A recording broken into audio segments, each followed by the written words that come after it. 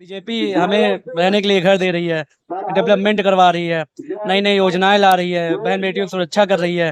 तो हमें नहीं लगता कि बाकी सरकार हमें इतना कुछ दे पाएगी जितना डेवलपमेंट हो रहा है, कॉरिडोर बन रहा, नाम मंदिर बना, और बाकी वैसे अन्य चीजें हुई, मणिपुर। अपराध। तो ये महिला सुरक्षा है क्या? योगी राज और बीजेपी के राज में किसी भी महिला को या चुनाव का माहौल है, पूरा देश चुनाव में हुआ है, तो हम और आप इससे अछूते तो हो नहीं सकते। इसी सिलसिले में हम लोग रोड पे निकले, जहां समझते हैं कि आम जनता क्या सोचती है वर्तमान सरकार के बारे में और उनके हिसाब से क्या मुद्दे हैं इस चुनाव में जिनके आधार पर वो वोट करें। लोग निकले थे सिविल लाइंस बस अड्डे प्रयागराज में। यहाँ पे कुछ लोग मिलते हैं, इनसे बातचीत करते हैं और समझते हैं कि इनके हिसाब से इस चुनाव में उनके लिए क्या मुद्दे। के साथ एक निवेदन और है आपसे कि इस चैनल को देखिए, लाइक करिए, शेयर करिए और सब्सक्राइब जरूर। पूरे चुनाव भर में सुबह 7 बजे आपको डेली नए वीडियो मिलेंगे, जहां आप देख सकते हैं, जहां आम जनता की राय रहेगी कि उनके हिसाब से चुनाव किन आधार पर और किस तरह से देखा जाए। नमस्ते भैया, क्या नाम हुआ आपका? नमस्ते, सत्यम शुक्ला। क्या करते हैं आप? पैसे से वकील हूँ, पेशे से वकील। वकालत कर रहे हैं या प्रैक्टिस वकालत कर रहे हैं? कब से? आज 4-5 साल हो गया। इलेक्शन में क्या लगता है किसकी सरकार आएगी? जहाँ तक है बीजेपी की सरकार आएगी, क्योंकि बीजेपी से अच्छा तुमको कोई और विकल्प लगता ही नहीं है। क्यों? मैं तो कांग्रेस ही हूँ। ठीक है, कोई नहीं। क्यों विकल्प क्यों नहीं है? क्योंकि बीजेपी हमें रहने के लिए घर दे रही है, डेवलपमेंट करवा रही है, नई नई योजनाएं ला रही है, बहन बेटियों की सुरक्षा कर रही है। तो हमें नहीं लगता कि बाकी सरकार हमें इतना कुछ दे पाएगी जितना डेवलपमेंट हो रहा है, कॉरिडोर बन रहा, नाम मंदिर बना, और बाकी वैसे अन्य चीजें हुई, अपराध पे रोक लगाया गया। बाकी जो तमाम व्यवस्थाएं हैं, जो कानून व्यवस्थाएं, वो सब सुधारी गई हैं। युवाओं को रोजगार मिल रहा है, भले पेपर लीक हो जा रहा है, किसी कारणवश पेपर लीक होने की भी वजह है, जिसके दोषियों की भी सजा मिल रही है। तो हमें लगता है कि बीजेपी से बेटर कोई नहीं।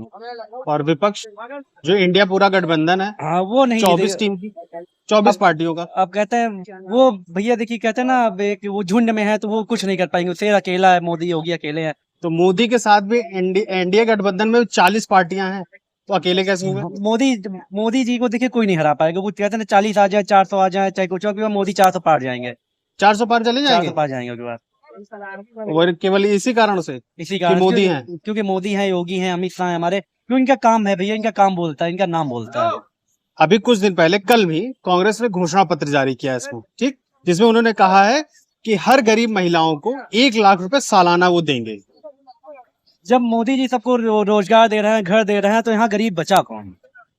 गरीब तो कोई, हमको लगता है गरीब तो कोई है ही नहीं। फिर जब मोदी जी सबको व्यवस्थाएं दे रहे हैं, सबको सुविधा दे रहे हैं, सबको पूरी सुविधा पहुंचा रहे हैं, तो गरीब है नहीं तो फिर 80 करोड़ को 5 किलो अनाज क्यों दे रहे हैं मोदी जी?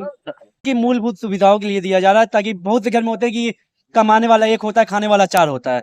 तो महंगाई भी आ रही है, दिन पर दिन महंगाई बढ़ती जा रही है, हमारी जरूरतें बढ़ती जाए, नीड बढ़ती जाए, तो इसमें 5 किलो राशन भी हमको कहीं ना कहीं राहत दे रहा है, कहीं ना कहीं। अब जैसे विपक्ष भाजपा पे, वर्तमान सरकार पे इलेक्टोरल बॉन्ड को लेकर के वो उस पर आक्षेप कर रहा है कि उनको सबसे ज्यादा पैसा मिला है। मिला तो सभी पार्टियों को है, ठीक है, लेकिन वो कहते हैं कि उसके बेसिस पे कहीं ना कहीं जिन कंपनियों ने इलेक्टोरल बॉन्ड के माध्यम से पैसा दिया है, उनको कहीं ना कहीं सरकार प्रोटेक्ट करती है। इस पे आपको क्या कहना? अब बात यह है कि हमारे घर की लाइट जल रही है, पूरे मोहल्ले की लाइट बंद कर दी है, तो सिर्फ हमारा घर दिख रहा है।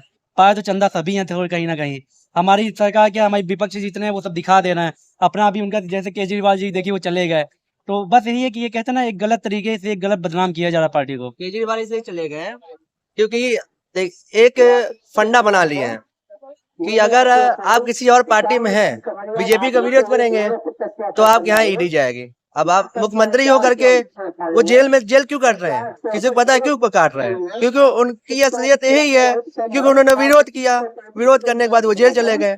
अगर ईडी से बचना है, बड़े बड़े नेताओं के लिए एक मैसेज, बड़ा मैसेज है कि अगर ईडी से बचना है आपको, या फिर किसी मुश्किल से जैसे बचना हो, तो आपको बीजेपी ज्वाइन करना पड़ेगा। आप बीजेपी ज्वाइन करेंगे तो आप उस चीज के लिए फ्री रहेंगे, कोई भी जुर्म नहीं लगेगा। अब आपने जो कहा कि केवल डर के मारे बीजेपी ज्वाइन करें, ठीक, तो क्या इससे यह साबित होता है कि केजरीवाल ने भ्रष्टाचार नहीं किया है? नहीं, साबित तो नहीं होता, साबित तो नहीं होता। अब कुछ ना कुछ ऐसी चीजें रही होंगी केजरीवाल के लिए जो आज वो जेल भोग रहे हैं, लेकिन ईडी अन्य पार्टी पर क्यों? अब बीजेपी के अंदर ही पता नहीं कितने सदस्य हैं, उनके ऊपर तो आज तक मैंने सुना ही नहीं, जब से गवर्नमेंट ने उनके ऊपर ईडी का छापा पड़ा। उनकी केस ऐसा तो नहीं कि रफा दफा हो गए, कोर्ट में चल नहीं रहे, बस ये आप कह सकते हैं कि उनको फास्ट कर दिया गया है केस केजरीवाल को। फास्ट नहीं कर दिया गया, इतना फास्ट कर दिया गया कि आज सलाखों के पीछे तिहाड़ जेल में आप उनसे जाकर मिल भी सकते हैं। तो इस्तीफा भी तो नहीं दे रहा है। इस्तीफा आदमी क्यों देगा? क्यों नहीं देंगे? अरे जो आप अब मैं यहाँ कुर्सी लगा बैठा हूँ, आप कौन है? आप मेरी कुर्सी क्यों मांग रहे हो? अपनी कुर्सी क्यों दूंगा? मैं इस्तीफा दे दूं, री इलेक्शन हो जाए। री-इलेक्शन क्यों? वो किसी कैंडिडेट को क्यों देंगे? अपनी पत्नी को बना सकते हैं। ऐसे नहीं हो सकता ना, जो आदमी कुर्सी पे बैठ गया, कुर्सी अपनी नहीं छोड़ेगा। आप मुझसे मेरी कुर्सी मांग लीजिए, मैं नहीं छोड़ूंगा। जो तो सीएम की कुर्सी है, वो दिल्ली का, दिल्ली प्रशासन तो का। हेमंत सोरेन क्यों छोड़ दिया? झारखंड वाले सीएम, देखिए- वो सिटिंग सीएम थे। सिटिंग सीएम तो उनका रीजन, वो अपने वो जान गए कि मैंने संभाल नहीं पाऊंगा, इसलिए उन्होंने दे दिया। अब केजरीवाल, लेकिन जेल से सरकार चलाना कहीं से संभव आपको नजर आता है? जेल से सरकार, कहीं से आप मीटिंग नहीं कर सकते, कैबिनेट मीटिंग नहीं बुला सकते, कोई पॉलिसीज नहीं बना सकते, किसी तरह की चीजें आप नहीं कर सकते। जेल से आप कैसे करेंगे? जेल मैनुअल आपको ये अधिकार देगा नहीं।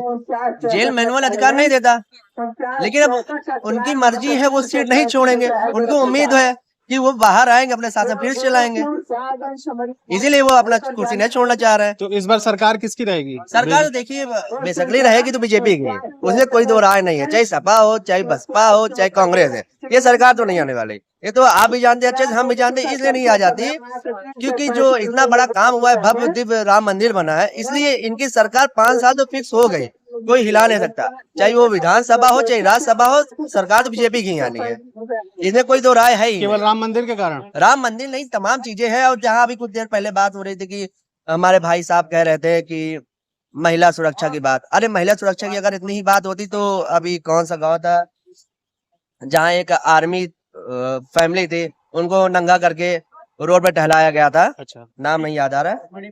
हाँ, मणिपुर। तो ये महिला सुरक्षा है क्या?